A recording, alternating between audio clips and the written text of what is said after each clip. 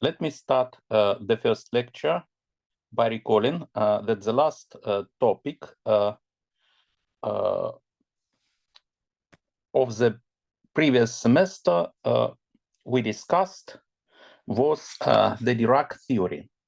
So in particular, we have introduced the Dirac equation, the algebra of gamma matrices. We discussed various aspects of representation theory of the Clifford algebra. We also understood how Lorentz transformations act on the Dirac spinors.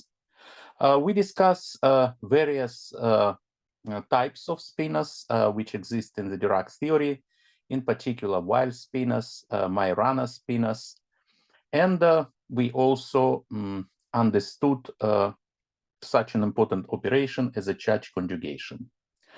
What we have not done in our previous discussion is a quantization of the Dirac field, and that is why today I would like to start from this theme.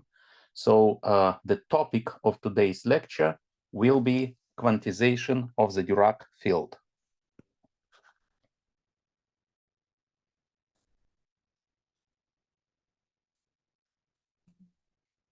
Quantization of the Dirac field.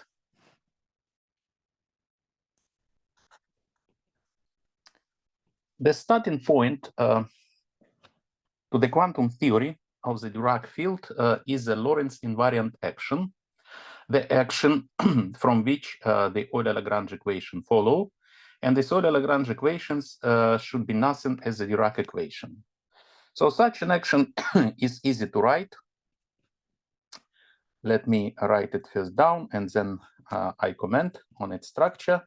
So we have a four-dimensional integral, and then the following expression, psi bar gamma mu d mu psi minus d mu psi bar gamma mu psi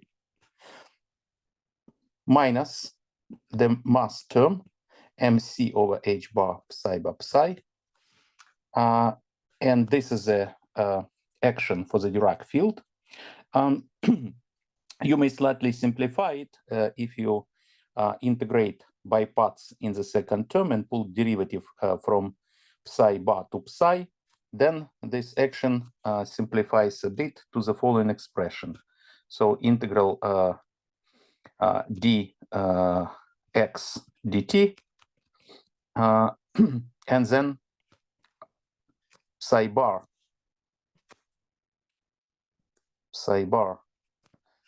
gamma mu with I in front d mu psi. Maybe I'll put psi a little bit later. So just d mu minus mc over h bar psi. Where, let me remind that the integration measure dx is the same as dx three-dimensional multiplied by dx0, and dx0 is c dt. So this prefactor of c cancels with the prefactor of 1 over c in front of the Dirac action. Here, the variables psi bar and psi are considered as independent. So two independent spinors, psi and psi bar.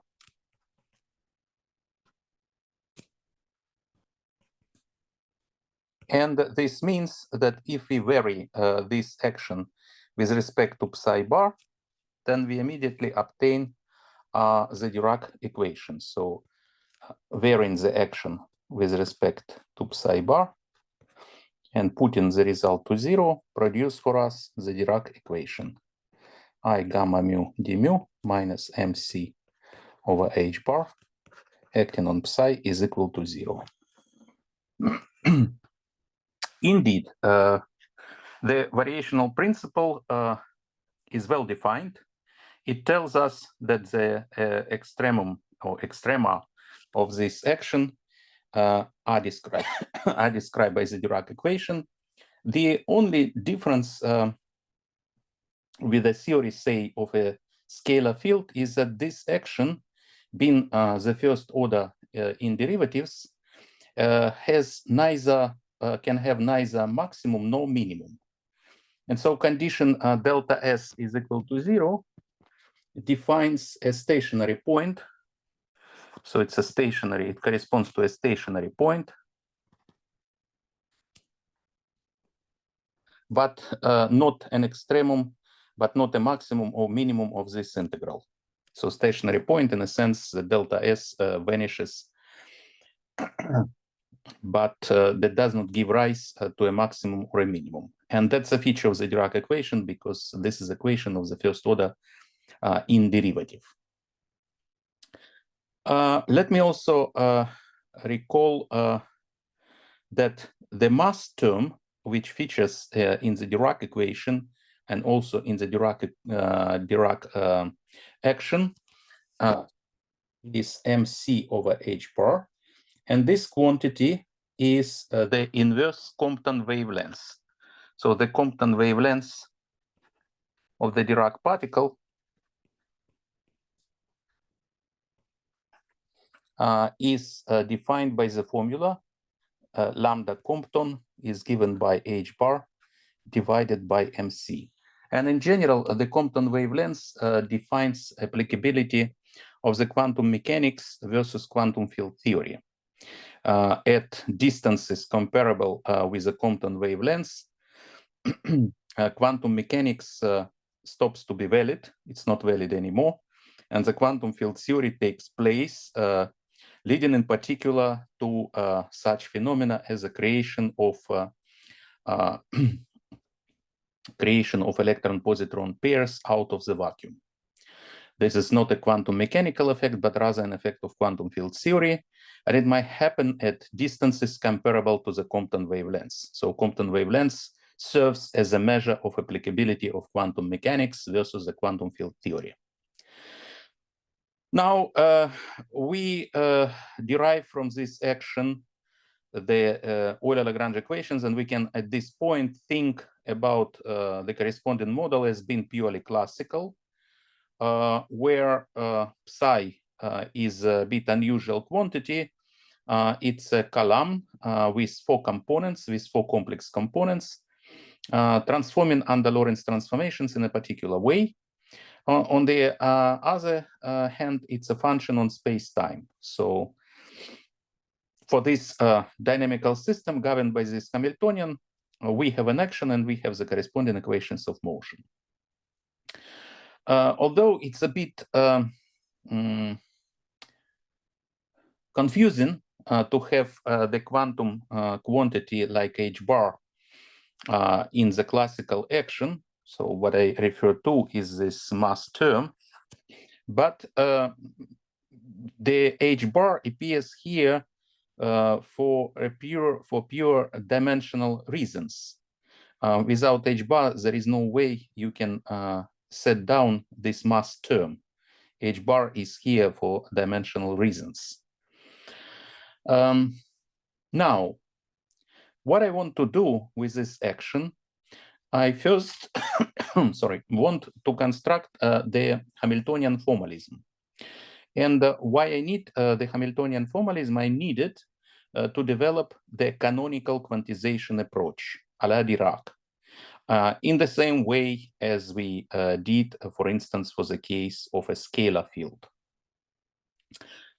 And for that, I need to define the canonical momentum. And this momentum is, of course, introduced by means of the usual formula. I will use for canonical momentum the definition pi. And it is a derivative of the Lagrangian. It's a derivative of the Lagrangian with respect to velocity. In other words, with respect to psi dot. Lagrangian corresponding this action is given by the following formula. So psi bar I gamma mu d mu minus mc over h bar psi. So this is our Lagrangian. And from here, you see that if I isolate the time derivative, so in other words, writing here I psi bar gamma 0 d0 psi plus the rest of the terms I'm not interested in, then the term containing time derivative can be written in the following way. It is I over C psi bar gamma 0 psi dot. So this means that if I now take a derivative of the Lagrangian with respect to psi dot, I will be getting here I over C psi bar gamma 0. Or if I substitute psi bar, the definition of the Dirac conjugate spinor, then I will get psi dagger, which means Hermitian conjugate psi, multiplied by gamma 0 and another gamma 0. So this is psi bar. Then the result is I over C psi dagger, which is psi complex conjugate and transposed. So canonical momentum corresponding to spin of psi is I over C psi star transposed. And this is a very interesting feature of the Dirac theory, is that the canonical momentum which we derive does not depend on the velocity at all. There is no psi dot on the right-hand side. So momentum does not depend on psi dot. And since this is the case, we cannot express psi dot via momentum. And therefore, we cannot pass to the Hamiltonian formalism in the standard and traditional way of classical mechanics, for instance, in the same way as we did for the Klein-Gordon field, simply because the right-hand side does not contain psi dot. This means that the Dirac system belongs to this so-called class of singular dynamical system. So Dirac action defines a singular dynamical system.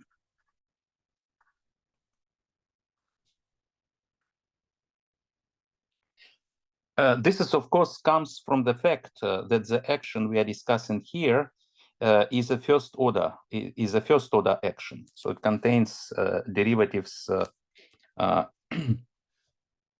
linearly. So this is different, of course, from the Klein-Gordon field.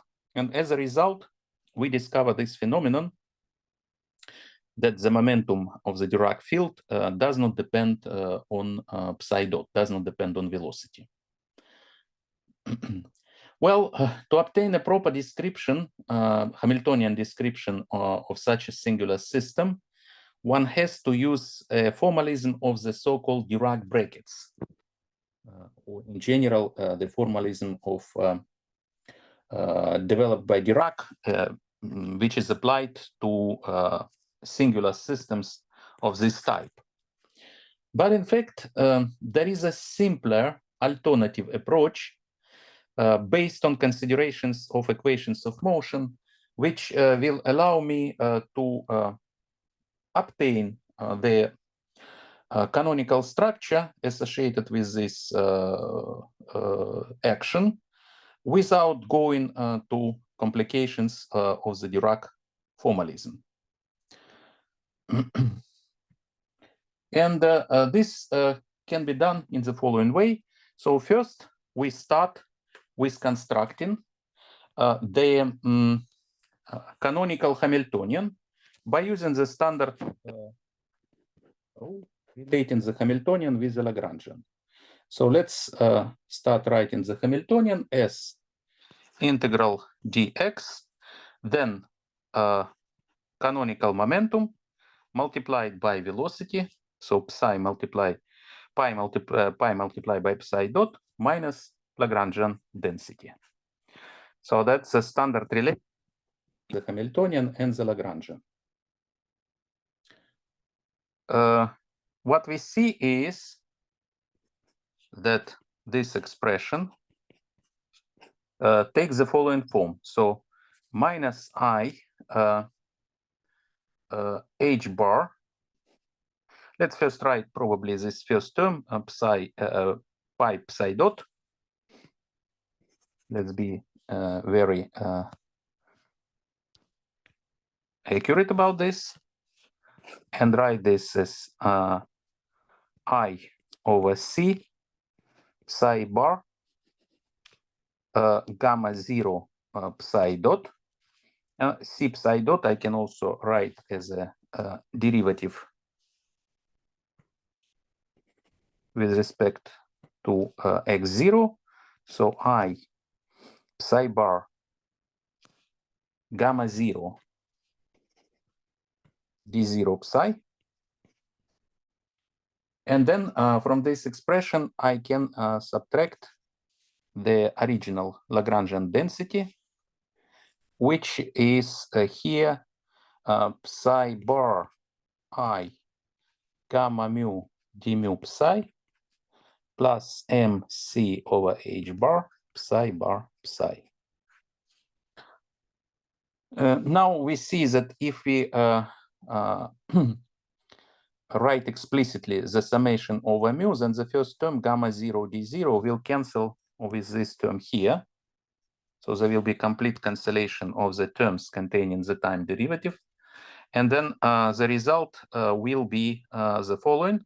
So if I take, say, h bar, 1 over h bar outside, then I will get dx here, minus I psi bar gamma I di psi. So derivatives now with respect to spatial coordinates plus mc psi bar psi. And what is interesting in this expression is that if I rewrite my gamma matrices here, where the alpha matrices and the beta matrix, which we have introduced at the very beginning when we start discussing the construction of the Dirac equation, then we find out that what is written here is nothing but the following expression: h bar c integral dx. Then I write psi bar as psi dega multiplied with gamma 0, which allows me to introduce the matrix alpha I. And then what I will be getting is the following expression: psi dega, and here in terms of matrices alpha, C alpha I minus I h bar di. This is quantum mechanical momentum plus mc squared multiplied by beta. So let me remind that beta is just gamma 0 multiplied with psi. If you carefully look at this expression, then you realize that what is written down here is nothing else as a quantum mechanical Hamiltonian, which we associate with the Dirac theory when we start the discussion of this theory. So quantum mechanical Hamiltonian density or quantum mechanical Hamiltonian, I will call it H Curly. And this is the Hamiltonian which would be right to call the Hamiltonian operator of the first quantized theory. It's kind of quantum mechanical Hamiltonian, while this Hamiltonian H, given by integral expression, is the Hamiltonian of the second quantized theory. So I can write then this expression as follows: 1 over h bar c, h bar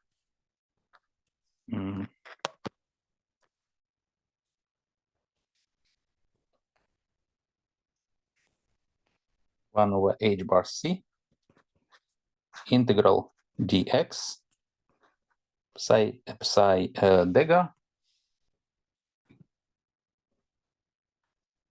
h psi, where h here is a matrix differential operator,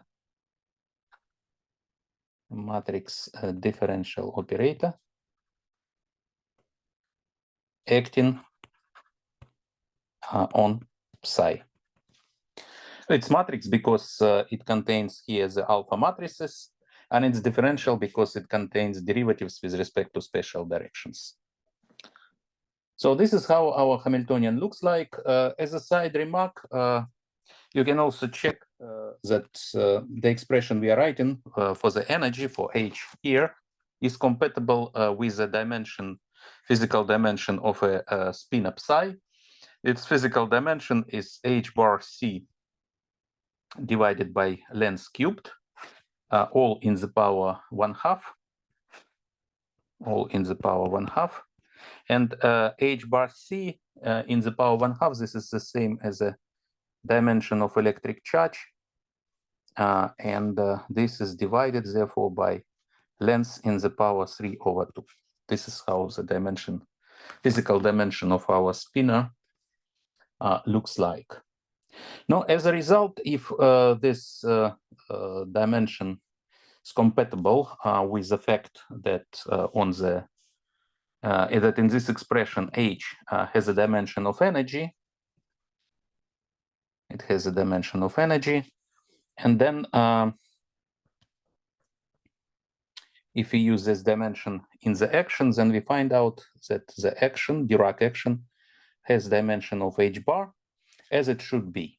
So every action we write must have the physical dimension equal to h bar. And this is a case here.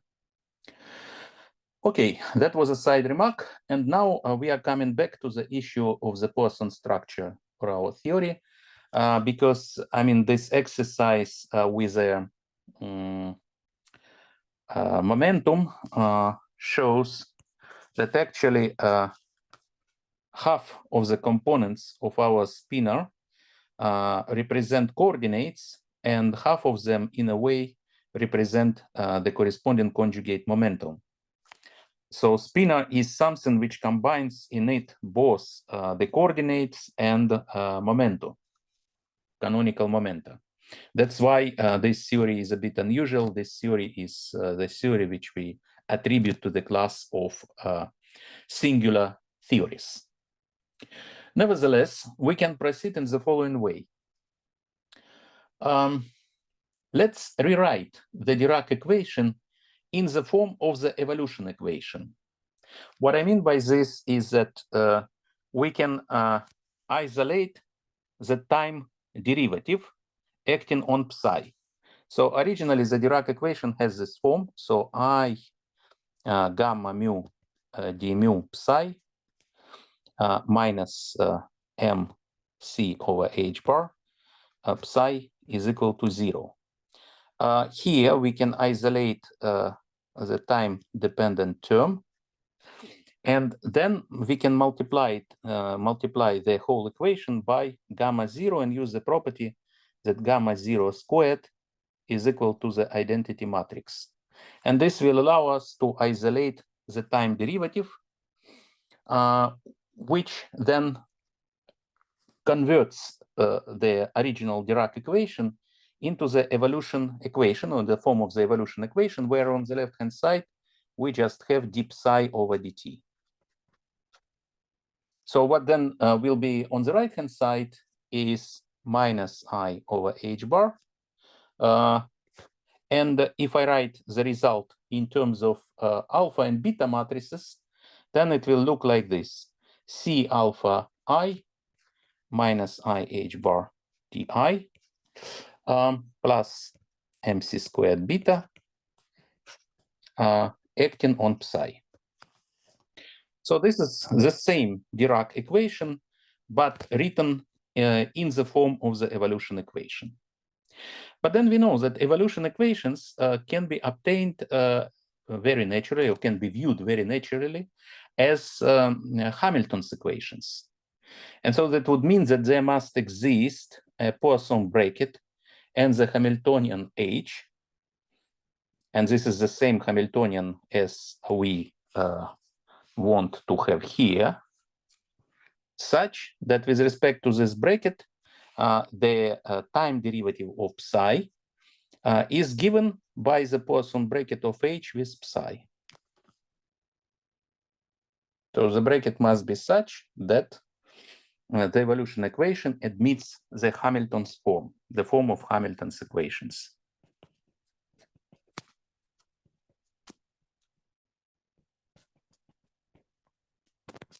So d psi over dt, and analogously d psi star over dt is plus I over h bar, c alpha I star, I h bar di plus mc squared beta. Beta is a real matrix psi, and we want this to be the Poisson bracket of H with psi star.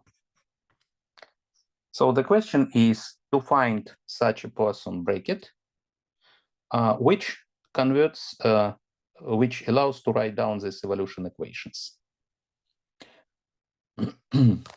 And just to complete this system, I want the Hamiltonian H to be given by 1 over h bar c integral dx psi dega on x h quantum mechanical psi on x.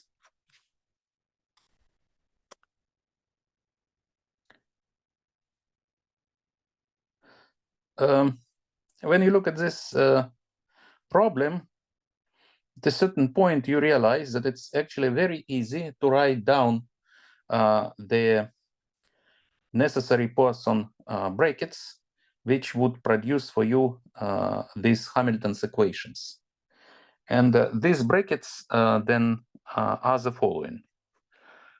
Poisson bracket of psi I component of a spin of psi at a point x, and psi star, which means complex conjugate component j at points x and x prime should have the following Poisson bracket: IC, three-dimensional delta function, x minus x prime, delta ij. If I have two psi's, psi I, psi j on x prime, then the bracket is 0. And finally, if I have psi I star on x with psi j star on x prime, then the result is also 0. So now my statement is that if you, first of all, this is a Poisson structure in a sense that Jacobi identity is satisfied. It's a bilinear bracket satisfying the Jacobi identity. If you take into account the right-hand side, then given by this expression here, and check the Jacobi identity, you will see that it's satisfied. So it is a Poisson structure. Here, the variables psi on x and psi star on x are considered as usual classical commuting variables, are considered as usual classical, if you wish, commuting variables. Because for the moment, I just consider the classical theory, and I see that I can write the equations of motion for my system in Hamilton's form if my classical variables will satisfy this Poisson structure. Then with respect to this Hamiltonian H, I reproduce the Dirac equations I want to have. Now, at this point, we have prepared everything to perform the canonical quantization. And at this point, we have a very interesting a new phenomenon which we have to take into account, namely, the fundamental feature of the Dirac field is that it should be quantized by means of anti-commutators instead of commutators. So quantization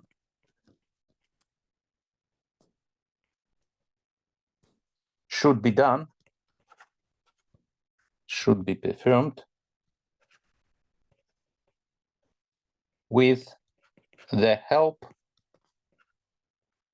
of anti-commutators rather than commutators.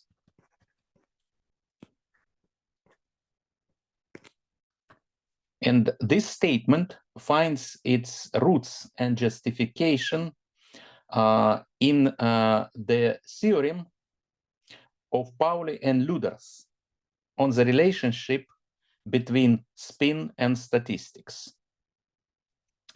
As you know, all particles in our universe fall into two distinct classes. They are either bosons or fermions. Bosons are particles of integer spin, and they satisfy the so-called Bose-Einstein statistics. On the other hand, there are fermions. These are particles with half-integer spin, and those satisfy the Fermi-Dirac statistics. This is something which is very well explained and used in statistical mechanics. Now, the Pauli-Lüders theorem is saying that in order to guarantee the right Lorentz transformation properties of the corresponding objects, of the corresponding particles, either bosons or fermions, in the quantum theory, the quantization of bosons should be performed, should be done by using commutators, by replacing the Poisson brackets with commutators.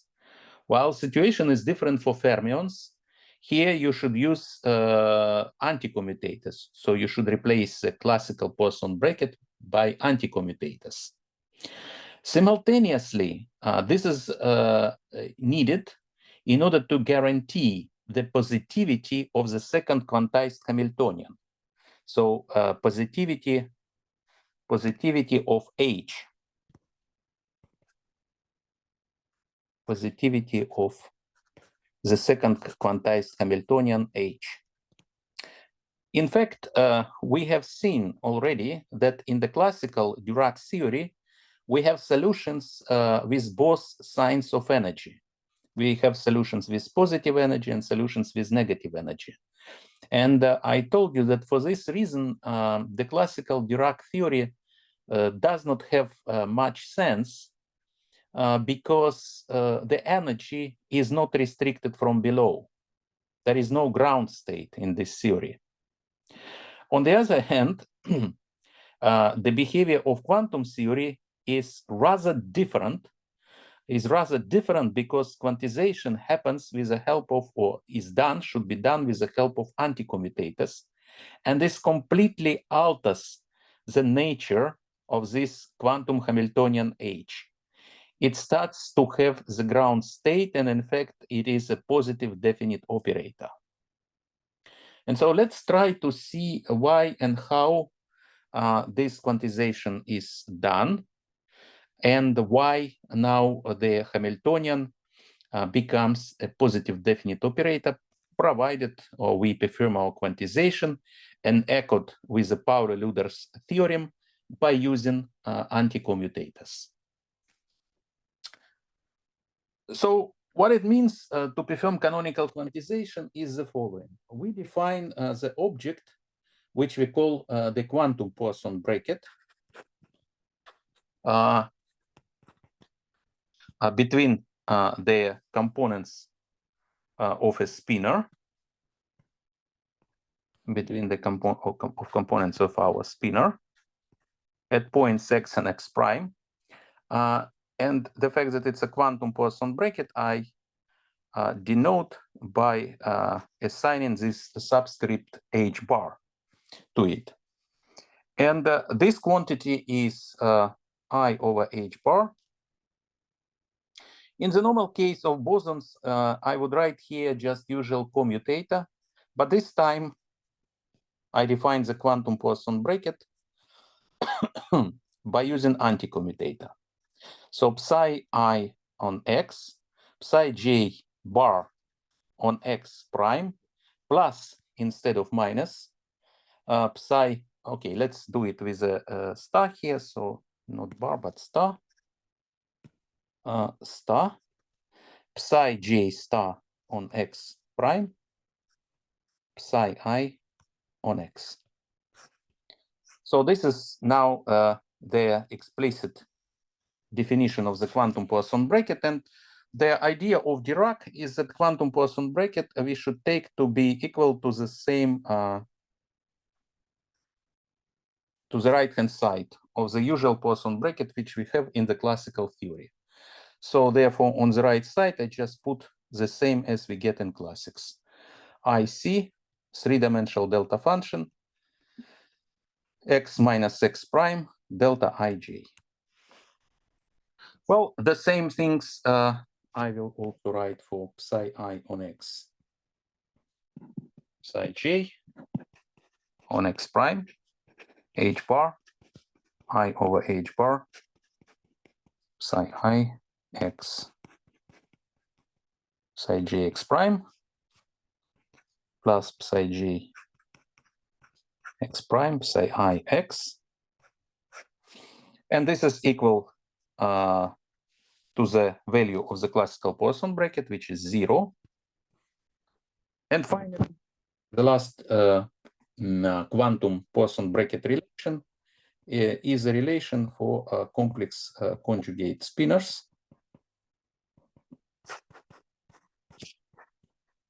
which is also anti-commutator, like this.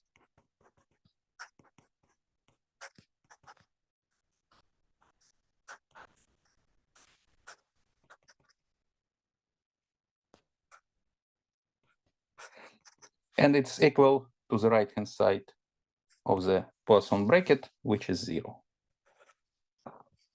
So this is what is understood as a canonical quantization with the help of anti-commutators. So from now on, let us reserve the notation which I previously used for Poisson bracket for the anti-commutator. So now by this bracket, I am going to denote anti-commutators.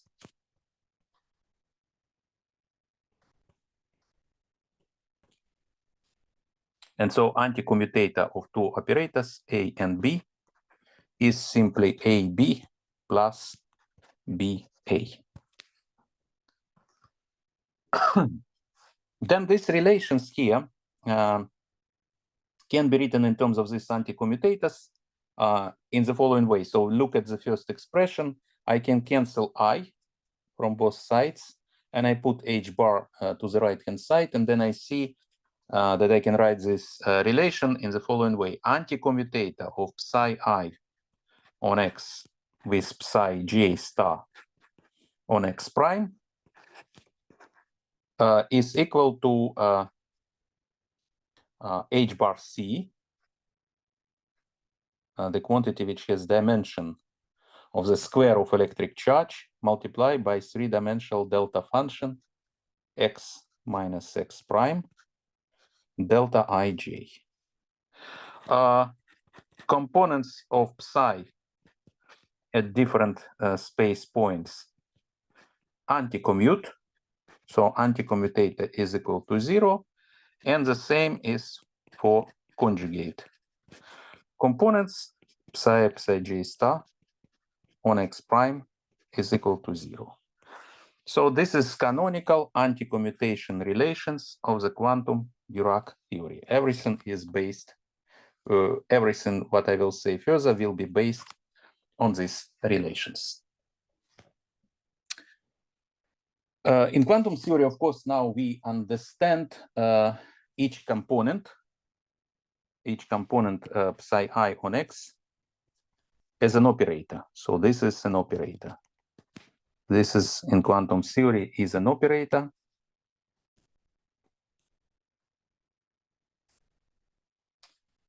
And in fact, the right way to talk about this quantity is to say that this is an operator value distribution, satisfying the anti-commutation relations which I have just presented.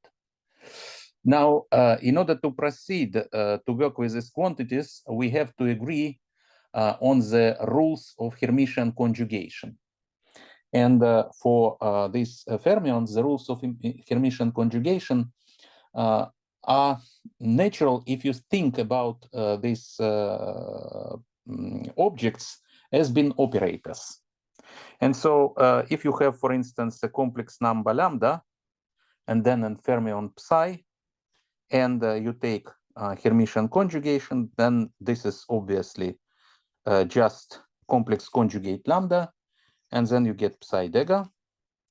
So lambda belongs to complex numbers.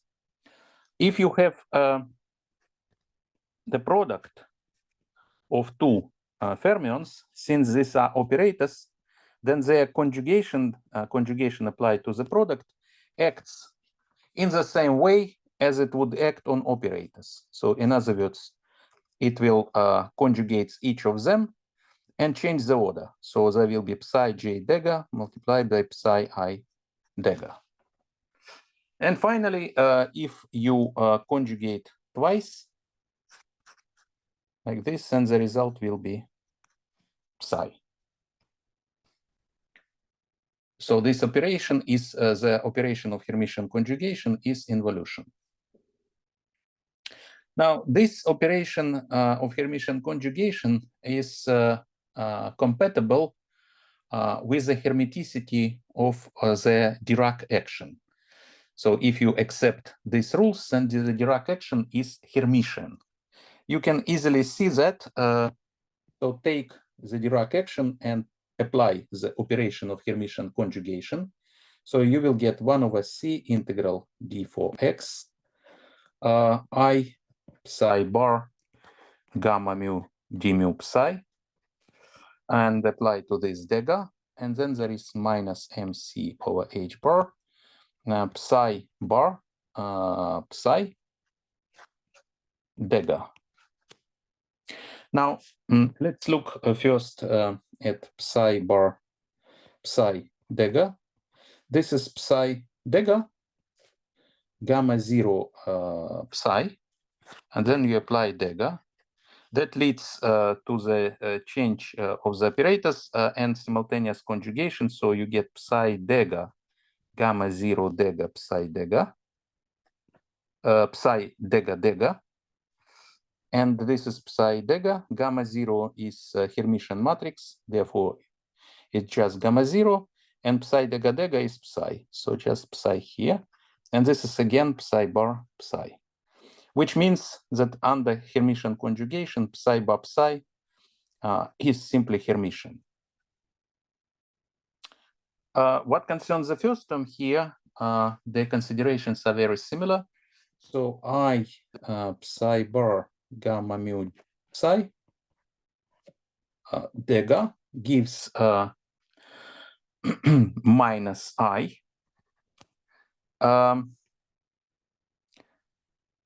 d mu psi dega,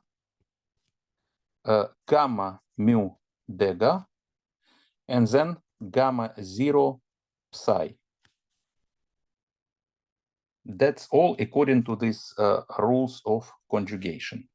Now this term with d mu psi goes on the first place. On the other hand, since this whole expression sits under the integral, I can integrate by parts, and under the what I can do, I can put this derivative here. And the total derivative term is not important for me at this point, so I'll just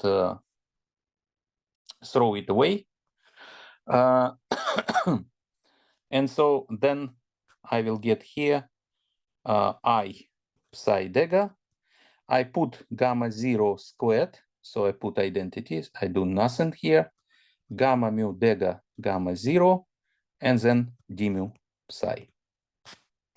Now, if you look at the properties of the gamma matrices with respect to the operation of Hermitian conjugation, you will see that gamma mu dega being taken in between the matrices gamma 0 produce you simply gamma mu.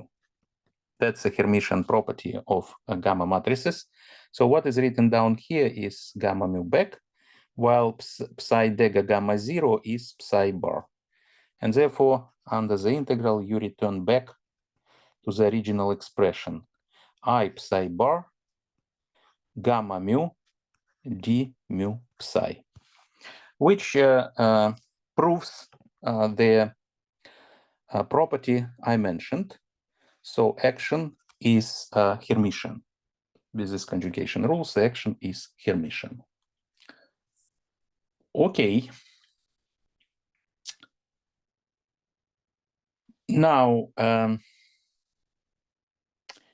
if you recall our discussion of solutions of the Dirac equations in the first semester, then you might recall that psi on x solution of the Dirac equation has the following structure. It can be written as a Fourier integral of the following form: dp 2 pi h bar in the power 3 over 2, that's a certain measure prefecta, divided by energy, which is simultaneously a dispersion relation for the Dirac particle. Energy is p squared minus m squared. And then you have expansion in terms of spinors solving the Dirac equation.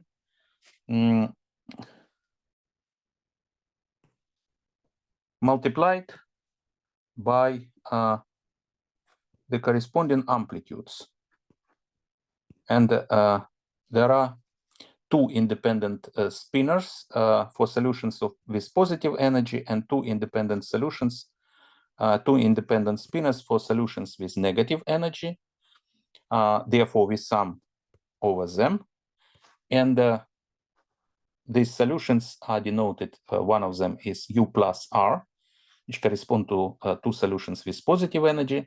And these spinors, which represent classical solutions, are then linearly superposed with amplitudes depending on momentum, BR on P. And then this is multiplied by a plane wave, I over H bar, P mu X mu. This is one part of the solution. And another part comes as follows. It accommodates solutions with negative energy. So again, two spinors V minus, depending on index R. R enumerates the corresponding helicity. And then there is an exponent I over H bar, P mu X mu.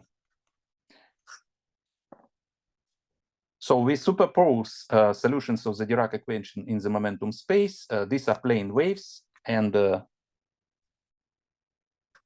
two spinors corresponding to positive and negative energy solutions. We superpose them, and this gives us the general solution of the Dirac equation.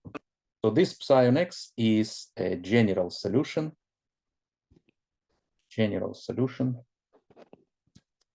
of the Dirac equation.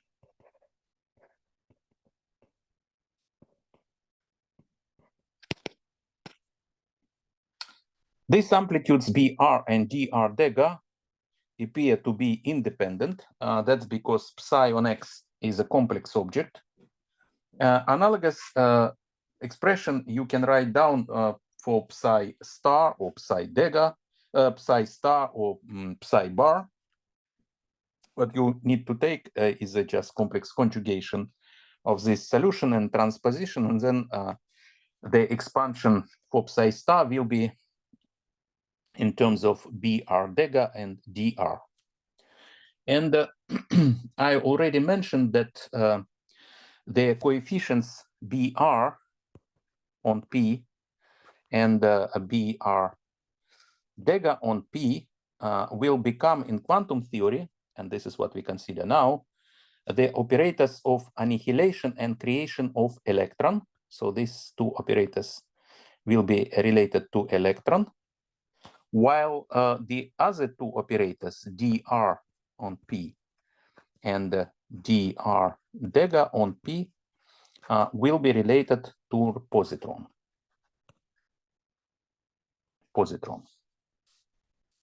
An antiparticle of electron.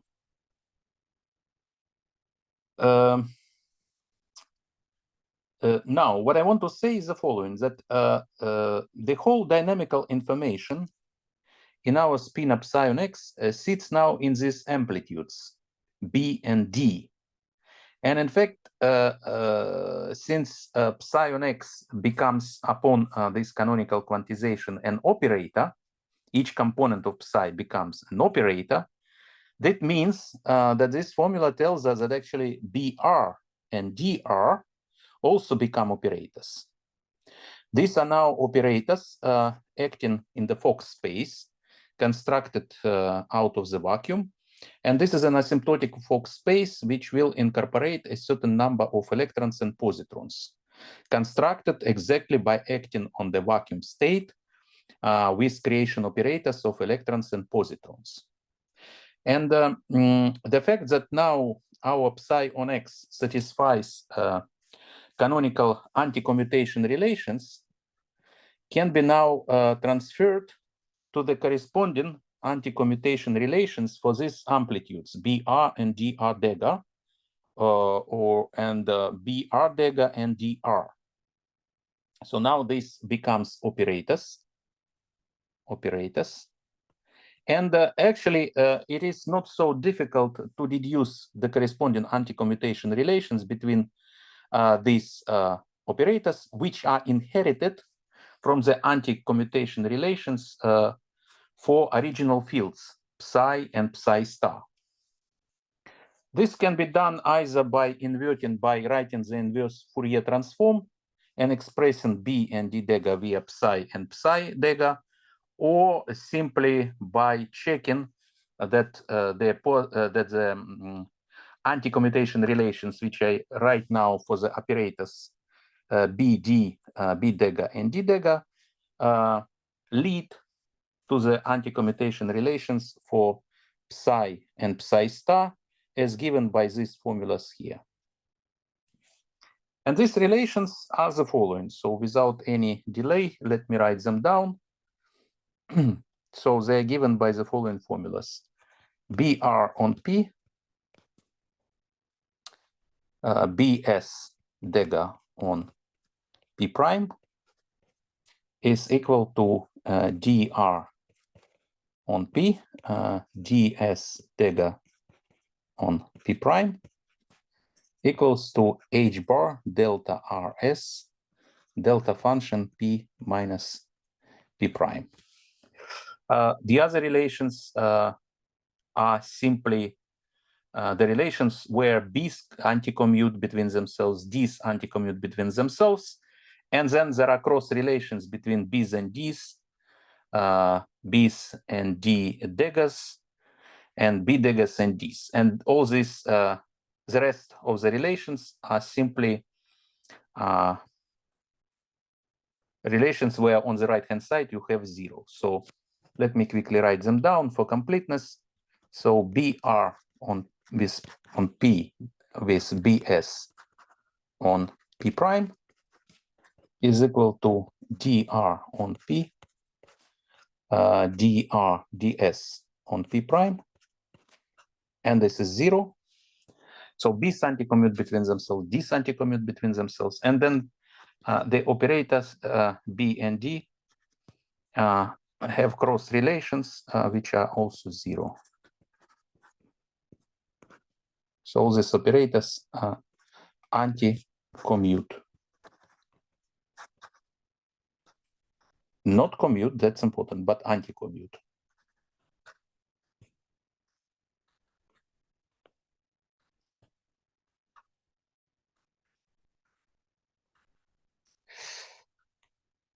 So in fact, this first line shows that B and B dagger and D and D dagger can be interpreted as a fermionic creation and annihilation operators. So BR annihilates, B dagger creates, B dagger S creates, DR annihilates, D dagger S creates.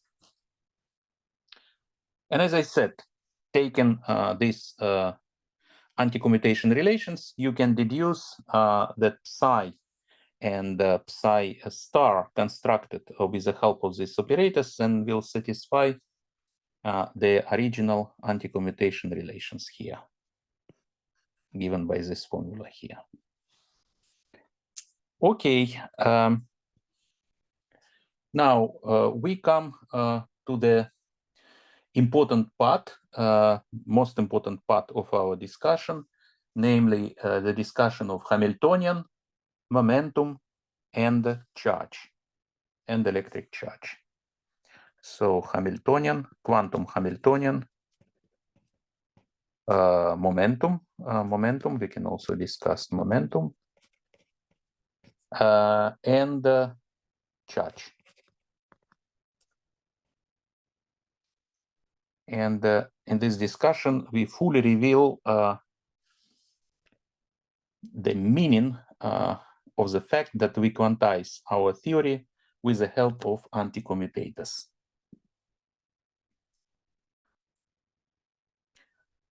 Well, what we would like now to do, we would like to rewrite the Hamiltonian where creation and annihilation operators. We would like to see how this Hamiltonian looks in terms of these amplitudes, which now become operators acting on the asymptotic Fock space. So first of all, we can take just our quantum mechanical Hamiltonian H, which is this curly H, and act on psi on X. So this Hamiltonian acts by derivatives. So this is, just to recall, this is C alpha I minus IH bar di plus MC squared multiplied by beta. We take this operator, this matrix differential operator, act on psi, and then the result of this action is easy to obtain. It would be the following thing: 2 pi h bar 3 over 2, measure factors. And then you will see that psi is, of course, an eigenstate of this operator here. An eigenvalue is E on P. For positive energy solutions, and this is minus E on P for negative energy solutions, and therefore what we will have here is sum over polarizations, BR on P,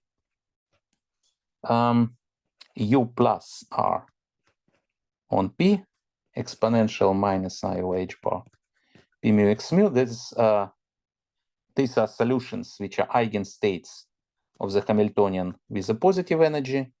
and dr dega on P multiplied with V minus R on P.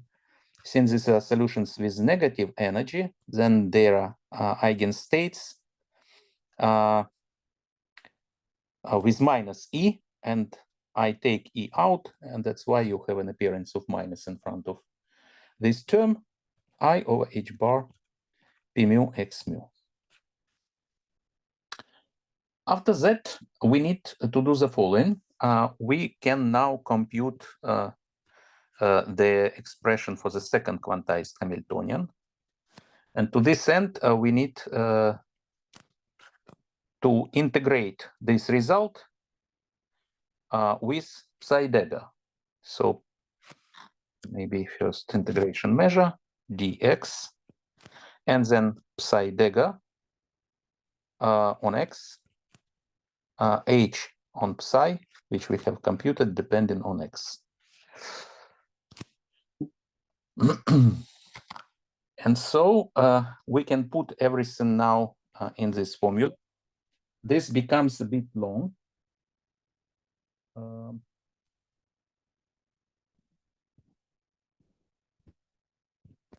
I will write the initial expression and then explain how to proceed with it. So we will get two integrations over dp and dp prime. That's because now I substitute psi dega on x and this expression here. And each of these is the integral over momentum.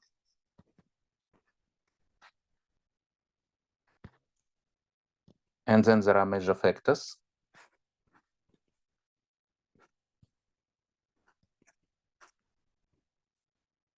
Like this, in the power 1/2. Then there is a E on P prime, which comes from here, from this expression. And finally,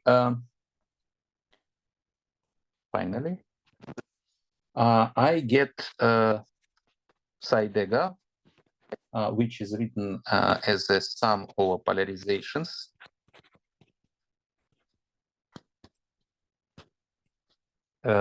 Sum over polarizations of the following expression: UR dega complex conjugate on P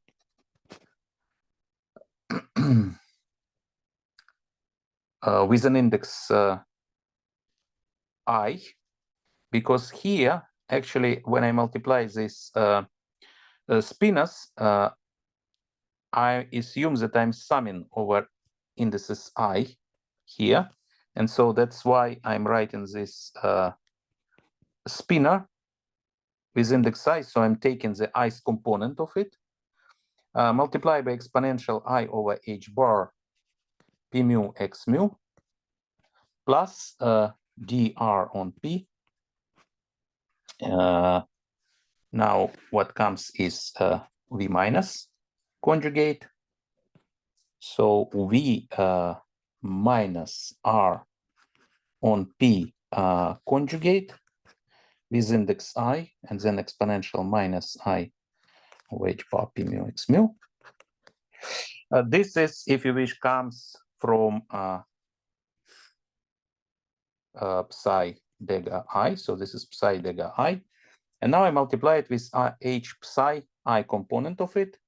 So this should be then multiplied by sum S from 1 to 2. Bs on P prime. U plus S on P with an index I, exponential minus I H bar P mu prime X mu, and minus ds dega on P prime V minus S on P with index I, and then and then exponential, and then exponential.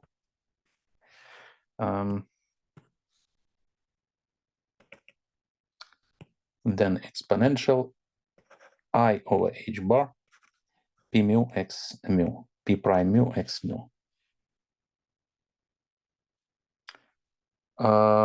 Yes. And then the bracket is closed.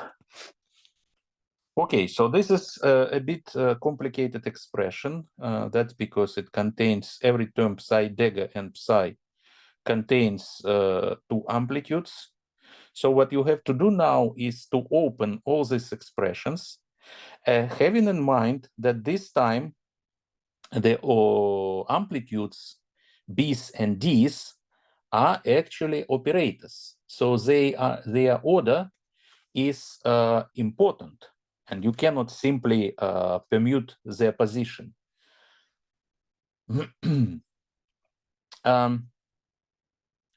So after you accurately open the brackets without changing the positions of B's and D's and keeping them as they are in this formula, you see that you can combine exponents. All exponents depend on the one and the same variable x mu, and so you can integrate over x. And when you integrate over x, so perform integration first over x, you will obtain delta functions which depend either on the sum of momenta p mu plus mu prime. This will happen, for instance, when you combine, say, this exponential with this one here. You combine them, then you get exponential I over h bar, p mu plus p mu prime x mu. And then when you integrate over x mu, you will get delta function p mu plus p mu prime, right? On the other hand, you may combine this exponential, say, for instance, take this one and this one. So in the product, they will produce for you exponential I over h bar, p mu minus p mu prime x mu. So you will be getting the terms which contain either delta function, which is a sum of depend on the sum of momenta or on the difference of momenta. And in either case, then you can integrate, say, over momenta p prime by using these delta functions. So you integrate first over x, you get delta functions, then you integrate over p, and one of the momentums, for instance, p prime, will disappear. It will be replaced either by p mu or minus p mu. And in this way, you come to the following expression. In this way, you will obtain the following.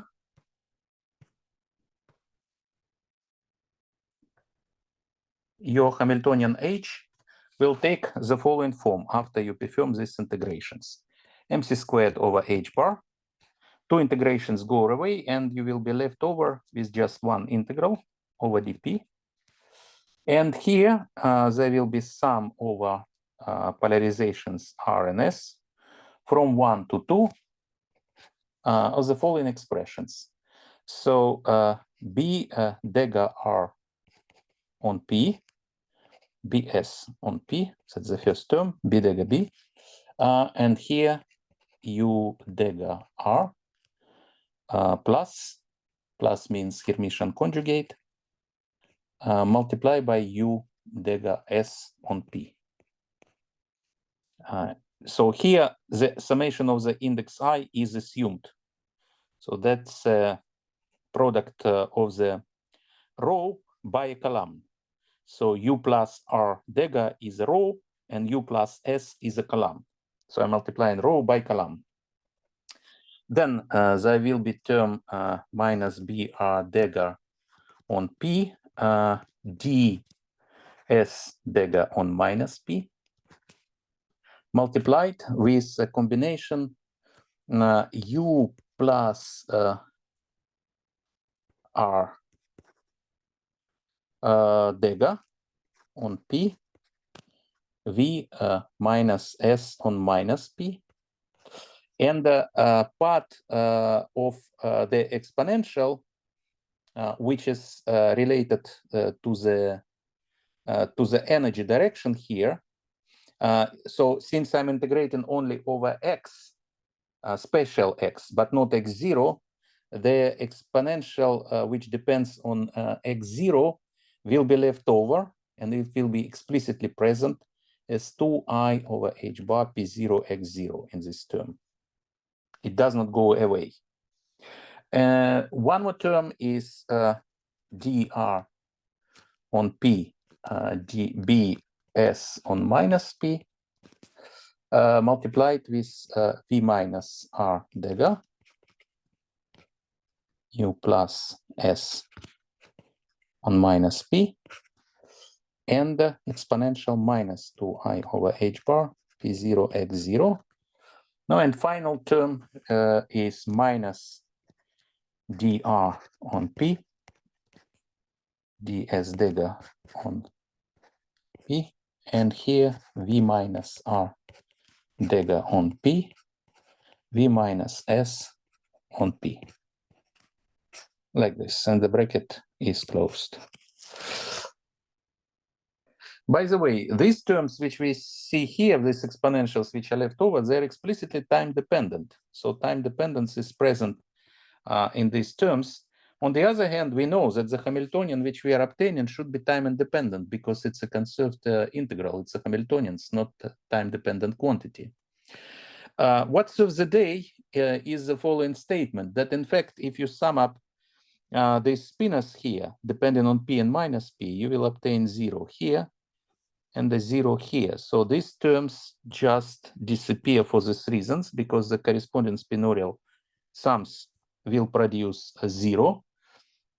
While for the other two sums, here and here, you may use our standard formulas we found in the previous semester, which tells us that this combination here, this sum here, is equal to energy depending on P divided by mc squared, delta Rs, and this quantity here is also equal to the same, energy depending on P divided by mc squared multiplied by delta Rs. And so our exercise, keeping of course the order of operators untouched, we write them as they appear in the Hamiltonian. This exercise leads us to the following very simple expression, final expression for the Hamiltonian. That is dp multiplied by the energy depending on p, and so energy is simply relativistic energy, energy of the relativistic particle, square root p squared plus m squared. And here, what is left over in the brackets, it's a contribution of the creation annihilation operators for B, for electrons, like this, minus dr on P, dr dega on P.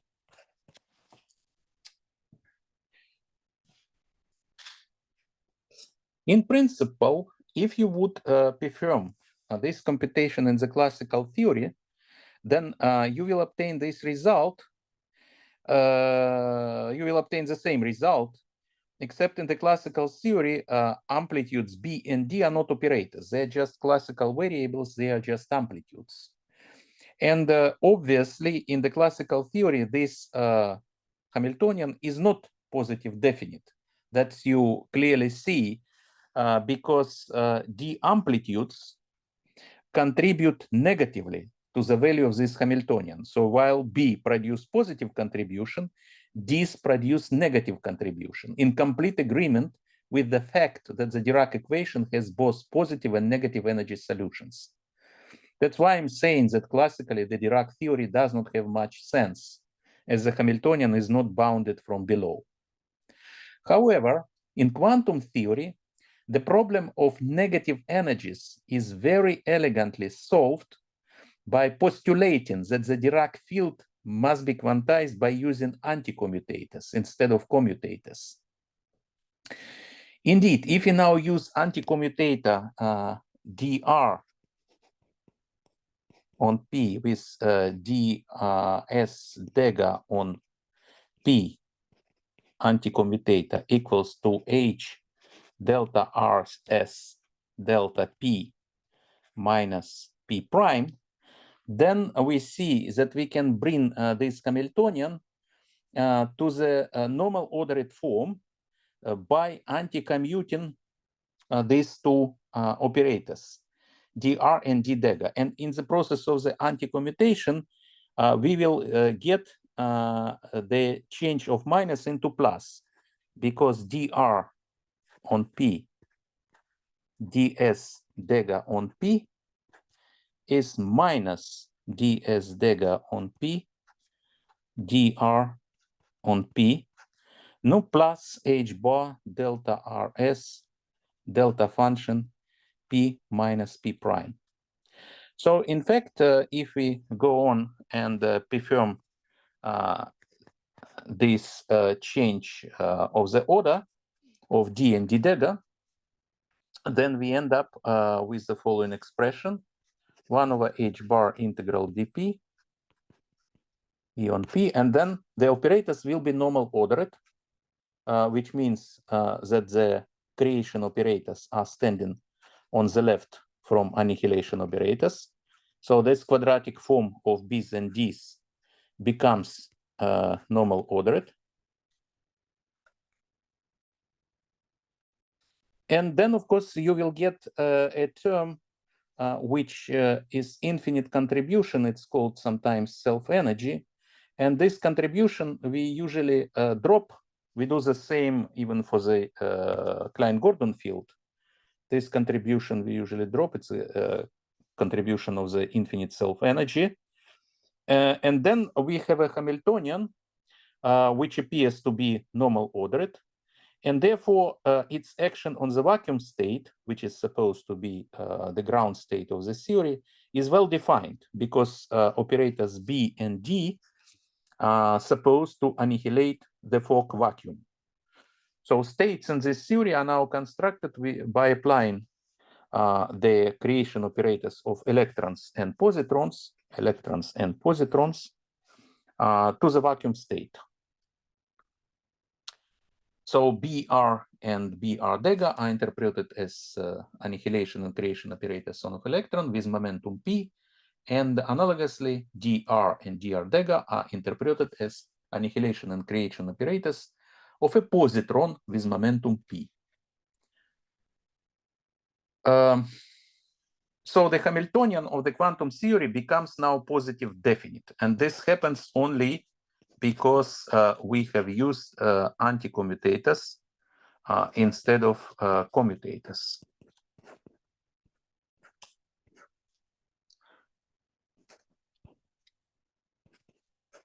So this is the final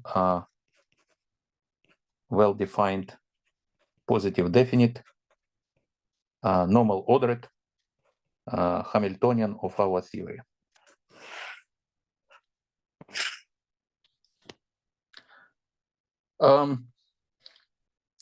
Clearly, this expression for the energy density, which is now positive definite, is related with transformation properties of the wave function, because the Hamiltonian is an object which describes the shift in time, and it's a part of the Lorentz algebra, right? The Hamiltonian is one of the generators of the Lorentz algebra, because it generates Lorentz algebra, more generally Poincare algebra, because the Hamiltonian makes shifts in the time direction. And when we quantize this theory with the help of anti-commutators, it also implies that the energy density or the Hamiltonian is related, gets related or reflects how we deal with it, reflects on the properties, transformation properties of the wave function and the requirement of relativistic invariance. So in this sense, the relation between spin and statistics means either Bose or Fermi is a direct consequence of this requirement of relativistic invariance.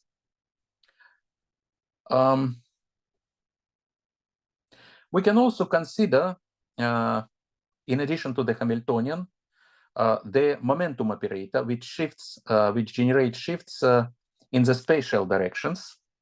So if we do the same computation for P, or similar computation for P, we start then from the expression which is provided for us by Noether theorem, and this is psi dega on x, P on psi on x. That is an expression for a conserved momentum for the generator, which generates shifts in the spatial directions. So it's also a part. So this also generators of the Poincaré algebra, generating shifts.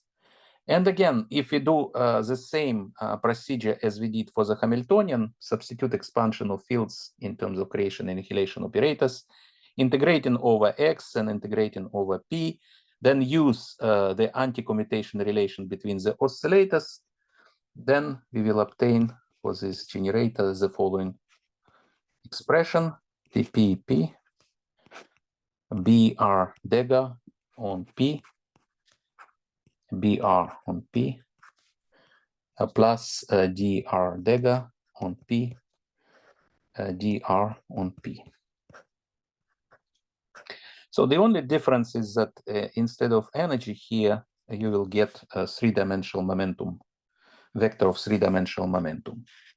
And again, here there is plus due to the fact that the original, in the original expression, we will get minus, but then the order of operators d and d dega is opposite. We bring then the product of these operators to the normal ordered form, and we find that the corresponding result looks like this. Finally, there is a very interesting quantity which is called electric charge. And so we know that the Dirac theory has a global invariance, which is invariance U1 invariance, where psi on x is changed by exponential alpha multiplied by psi on x. So this is a phase rotation, where alpha is a global parameter in a sense that it does not depend on x. And if you look at the Dirac Hamiltonian, at the Dirac action, you see that such transformations leave the action invariant. So if I multiply psi by, if I multiply psi by exponential I alpha psi, then psi dega will be multiplied by exponential minus I alpha psi, and so forth. The action will remain invariant, and alpha is a global parameter, so it's x independent, which means that this is a symmetry of the Hamiltonian of the action. And by Noether's theorem, there must be a conserved charge corresponding to this symmetry. And this charge is what we associate with an electric charge. The corresponding expression, which comes from Noether's theorem, is given by the following formula: 1 over h bar c integral dx psi dega on x psi on x. This is electric charge corresponding to this symmetry, or not a charge corresponding to this symmetry. You do the same. You substitute and this integral expressions for psi and psi dega in terms of creation and annihilation operators.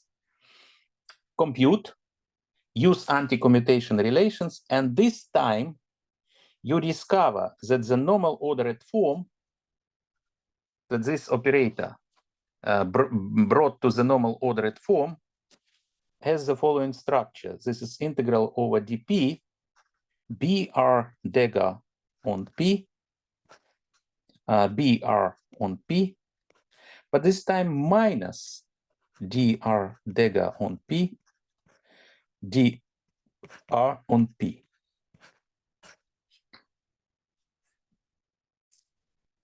So that's the result of normal ordering, and that brings this minus between these two terms in the quadratic form. So now electric charge becomes the quantity which can have two different values, positive and negative. If you think about this Q as being the total electric charge carried out by our particles created with the help of B plus and D plus, then we see that the contribution to the charge of these two terms is opposite. It's opposite. So B and D particles have opposite electric charge. Say if B particles are charged positively or otherwise negatively, so they are electrons, then the D particles contribute an opposite charge, so they are charged positively. And that's exactly explained by the appearance of this minus sign. Would it be quantizing our theory with the help of the commutators instead of anti-commutators? Then the situation would be changed in a sense that the Hamiltonian then would have here minus, and that's why it would be still ill-defined, having solutions with positive and negative energy, so that would not be a positive definite operator, while Q will be positive definite, having plus sign here instead of minus. But quantizing with the help of anti-commutators precisely alters the nature of the Hamiltonian and the charge. Hamiltonian becomes positive definite, while charge now can have either positive or negative sign, depending on the contribution of B and D operators. So B particles have a charge now, which is opposite to the charge of D particles. Moreover, the fact that Q is conserved is expressed in the following formula, that Q with H, commutator of Q with H, these are all bosonic operators because they are quadratic in fermionic operators, which anti-commute. The commutator of these two is 0. This can be easily checked by using the commutation relations between B's and D's, anti-commutation relations between B's and D's. So that's exactly means the charge conservation. Charge commutes with the Hamiltonian, therefore it's time-independent quantity. Now, an interesting thing is that you can actually reconstruct all the generators of the Lorentz algebra and in general of the Poincare algebra. Now, for Poincare shifts, we have already reconstructed via these oscillators. So this is P and this is H. And then you can reconstruct all the Lorentz generators and write them in terms of B and D operators. And then quantizing with the help of the anti-commutators will give us, according to the procedure I have outlined for H and P, will give us expression for all the Lorentz generators in terms of these creation annihilation operators of electrons and positrons. After that, you can compute the commutation relations between all these Lorentz generators and see that due to the anti-commutation relations between B's and D's, all relations of the Lorentz algebra will be reproduced. You reproduce the defining relation of the Lorentz algebra, which means that your quantization is compatible with the requirement of the Lorentz covariance or Lorentz invariance. So the Lorentz algebra will be reproduced. You will construct a representation of the Lorentz algebra on the Fock space, or more generally of Poincare algebra in the asymptotic Fock space by expressing the corresponding Poincare generators in terms of this creation and annihilation operators acting on the Fock space. Okay, and the final thing which I want to mention today is the propagator for the Dirac field. The Dirac propagator is defined exactly in the same way as this is done for the case, say, of a scalar field, just with one exception. So when x0 is bigger than y0, so time ordering prescription holds, then you put an operator psi I on x to the left from psi bar j on y, like this, and take a vacuum expectation value. And when you consider the opposite time ordering, so y0 is bigger than x0, then you have to put an operator psi bar j on y to the left from the operator psi on x, according to the time ordered prescription. But since these operators are fermions, under this in this prescription, they considered as anti-commuting operators. So when you change their order, the minus sign appear here, and that's what makes a difference with respect to the bosonic operators. And this is understood as time-ordered product of fermionic operators. Psi on x, psi bar on y, t-ordered product, and then vacuum expectation value. This is what Dirac propagator. Dirac propagator for fermions.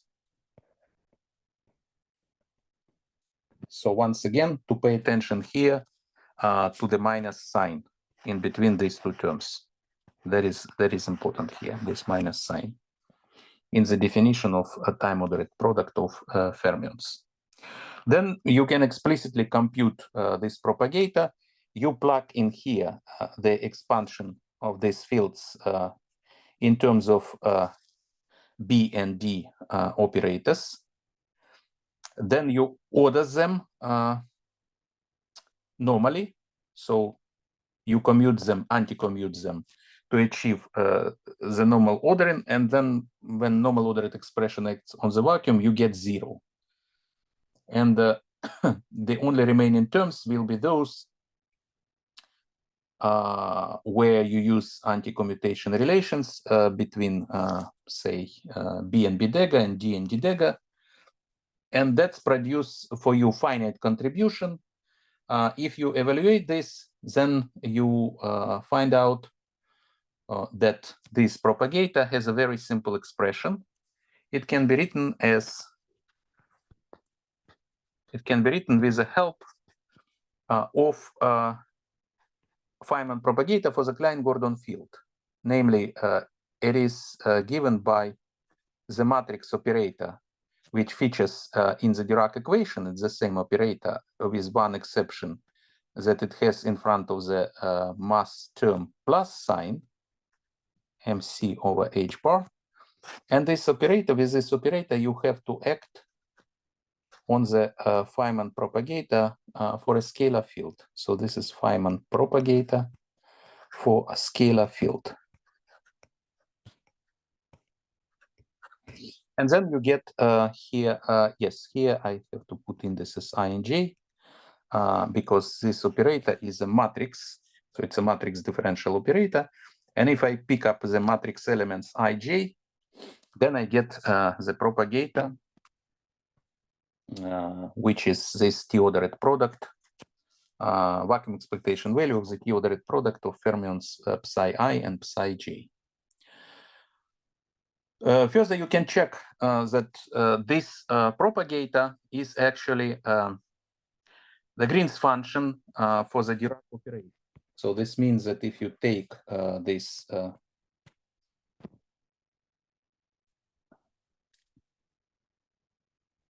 data and act on it with a Dirac operator. Dirac operator, this is operator which features in the Dirac equation.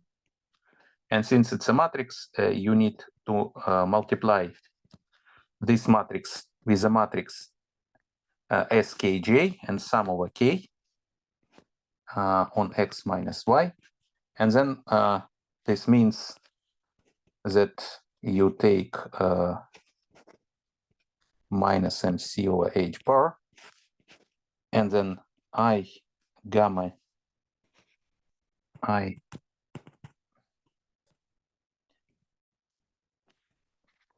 just a second. Then you have I gamma nu d nu my plus mc over h bar acting on delta x minus y. And we know that if we multiply, if we open the brackets here, the result which we get will be simply up to the minus sign, the Klein-Gordon operator, d mu